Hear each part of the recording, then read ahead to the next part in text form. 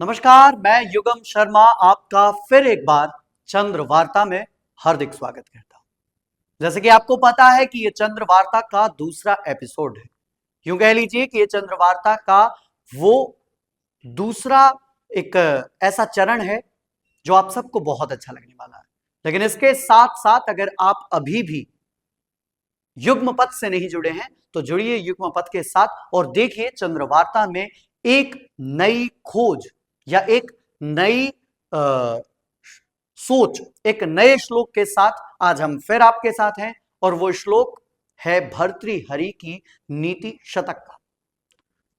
पहले एपिसोड में हमने आपको बताया था कि मूर्खों के मुंह मत लगिए, लेकिन आज भी हम आपको बहुत खास और बहुत ही विशेष आपके साथ चर्चा करने वाले हैं। आज का श्लोक है प्रारभ्यते न खलु विघ्न भयेन नीचैहि प्रारभ्य विघ्न विहता विरमन्ति मध्याः विघ्नैः पुनः पुनरपि प्रतिहन्यमानाः प्रारब्धमुत्तम जना न परित्यजन्ति। इस प्रकार से भर्तृहरि वाकई बहुत कुछ कहना चाह रहे हैं, लेकिन अगर इसका सरलार्थ करें और एक आम व्यक्ति के लिए सरल बात सरल भाषा में कहें तो इसका सीधा सीधा अर्थ है कि जो अधम यानी कि नीच श्रेणी के लोग विघ्नों के भय से कार्य प्रारंभ ही नहीं करते, वहीं मध्यम श्रेणी के लोग कार्य को प्रारंभ करके विघ्नों के आने से यानी कि पीड़ित हो जाने से उसको छोड़ देते हैं। इससे पहले मैं आपको एक बात और बताऊंगा। 3 प्रकार के व्यक्ति होते हैं, उत्तम, मध्यम और अधम। उत्तम वो है जो कार्य को प्रारंभ करते हैं और कितने भी विघ्न आ जाएं, कितनी भी बाधाएं आ जाएं, वो उस कार्य को नहीं छोड़ते हैं।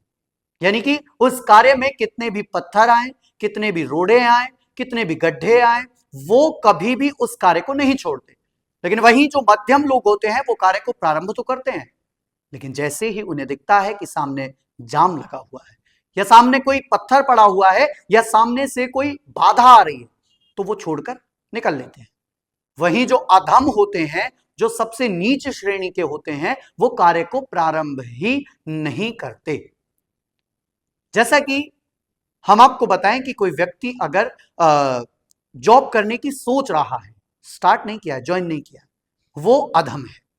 एक वो व्यक्ति है जिसने नौकरी लगा ली है, जॉब स्टार्ट कर दी है, ज्वाइन कर ली है, लेकिन एक बार सर ने डांट दिया तो वो उस जॉब को छोड़कर वापस भाग गया है, वो मध्यम है। लेकिन एक वो व्यक्ति है जो जॉब को ज्वाइन भी कर रहा है और उसको ठीक से निभा भी रहा है। यानी कि यूं कह लीजिए कि सर की डांट से भी वो नहीं डर रहा है और कार्य से भी वो नहीं डर रहा है, और उसका एक समय पर लगातार फिर प्रमोशन होता जाता है, होता जाता है, होता जाता है, और फिर एक समय पर वो उस कंपनी का मालिक बन जाता है। तो ये श्लोक, इस श्लोक में भर्तृहरि यही समझा रहे हैं कि कितनी भी बाधाएं आए, एक पंक्ति है ना कि पतवार चलाते जाएंगे मंजिल आएगी आएगी, लगातार चलते रहिए।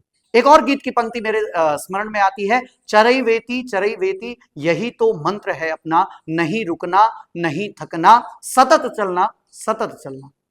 तो इसलिए आज की ये चंद्र वार्ता उन लोगों के लिए खास हो जाती है जो ये कहते हैं कि हम कार्य तो प्रारंभ करते हैं लेकिन बार बार कुछ ना कुछ अड़चने आती हैं, वो रोकती हैं हमें।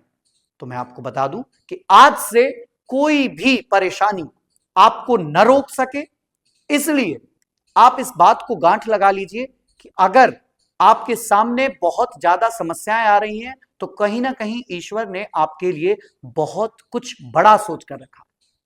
बस अंतर इतना है कि धैर्य को रखें और उस पर निरंतर सतत चलते रहें। वहीं जहां हमने एक यूं कह लीजिए कि आपको एक डोज दिया था इस चंद्रवार्ता में, कि पिछली चंद्रवार्ता में हमने बताया था कि आप मंदिर जाएं तो वहां पर आचमन करने के बाद आप अपने सर पर उसको ना रखें।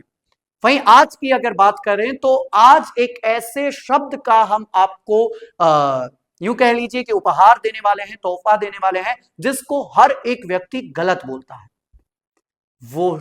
वो शब्द है श्मशान। जी हां, आपने आज तक सुना होगा शमशान या शमशान। लेकिन आज आप जानेंगे कि वाकई वो शमशान है ही नहीं। ये तो गांव के लोगों ने या लोकाचार में ये चला दिया है और एक ढर्रे की तरह ये चलता जा रहा है। लेकिन आज इस चंद्र वार्ता के दर्शकों के लिए तोहफा है, ये एक सीख है कि आज से आप उसको शमशान या शमशान ना बोलें। वाकई वो जो शब्द है वो श्मशान है। आपको कैसी लगी ये चंद्रवार्ता या चंद्रवार्ता का ये दूसरा एपिसोड आपको वाकई कुछ सिखा कर गया? या फिर चंद्रवार्ता के लिए अगर आपका कोई सुझाव है तो आप कमेंट बॉक्स में हमें बता सकते हैं। तब तक के लिए दीजिए इजाजत, फिर मिलते हैं चंद्रवार्ता के अगले एपिसोड में। बहुत बहुत धन्यवाद।